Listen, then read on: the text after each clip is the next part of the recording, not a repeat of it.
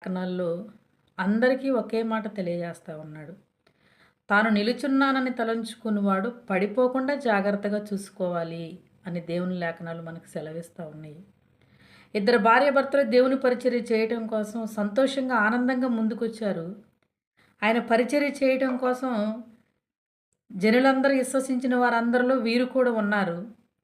అందరూ వారి వారి ఉన్నది అంతా అమ్మి అపోస్తుల పాదముల యొద్ద పెట్టి దేవుని వాక్యం ఇంకా విస్తరణంగా జరగాలి, విస్తరింపజేయాలి ఈ పరిచర్య అని అందరూ కూడా విశ్వసించిన వారందరూ పేతురు గారు యాహోను గారు చెప్పిన మాటల్లో సంతోషించి ఆనందించి ఈ పరిచర్య ఇంకా అభివృద్ధి చెందాలి అనుకునే వ్యక్తుల్లో వీళ్ళిద్దరు కూడా ఉన్నారు. భార్యాభర్తలు అననీయ సత్పేర నిలుచున్నారు. దేవుని పరిచర్య చేయించడం కోసం వాళ్ళు కూడా నుంచున్నారు, కానీ పడిపోయారు. కారణం ఏంటి? ఎవరు వారిని పడేశారు? వారి నేత్రాశే.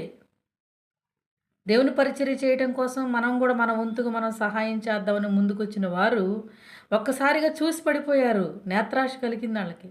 ఆ ధనాన్ని చూడంగానే, డబ్బు చూడంగానే ఉన్నదంతా కూడా అమ్మి దేవుని పరిచర్యకే ఇస్తే మనం ఎలా బ్రతకాలన్న ఆలోచన వచ్చేసింది. అక్కడ పడిపోయారు వాళ్ళు అక్కడ పడిపోయి తిరిగి మళ్ళీ లేవలేదు.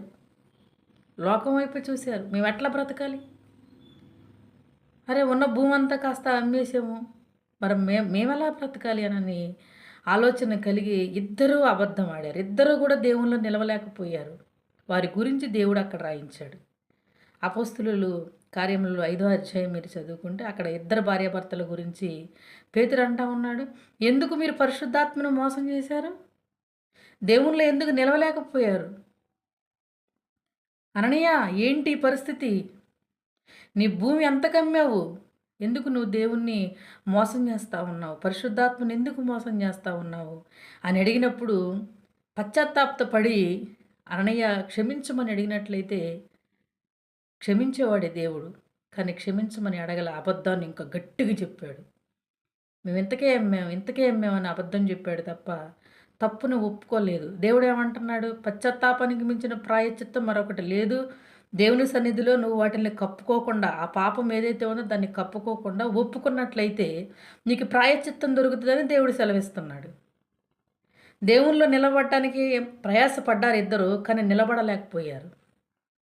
వారి గురించి దేవుడు లేఖనాల్లో రాయిస్తూ, మనకి బుద్ధి కలుగు నిమిత్తము, రానున్న తరానికి బుద్ధి కలుగు నిమిత్తము ఇలాంటి పొరపాట్లు మరి ఎవరనూ చేయకూడదు. ఏదైతే నువ్వు చేయాలని దేవుని పరిచర్యలో ఒక పనికి నియమించుకున్నావో ఆ నియమ నిబంధనలకు కట్టుబడి ఉండవలసిన బాధ్యత మన మీద ఉంది. కట్టుపడలేని పరిస్థితులు మనకున్నాయంటే దేవుని మీద మనం ఆధారపడాలి. క్షమించమని దేవుణ్ణి అడగాలి. వీళ్ళిద్దరూ క్షమించమని అడగలేకపోవటం వల్ల వారు దాచుకున్న ధనాన్ని తినే యోగ్యత కూడా వారికి లేదు. అటువంటి యోగ్యత లేకుండా చనిపోయారు. ఇద్దరూ చనిపోయారు. భార్యాభర్తలు ఇద్దరూ కూడా చనిపోయారు. అది చూసి ప్రజలు భయభ్రాంతి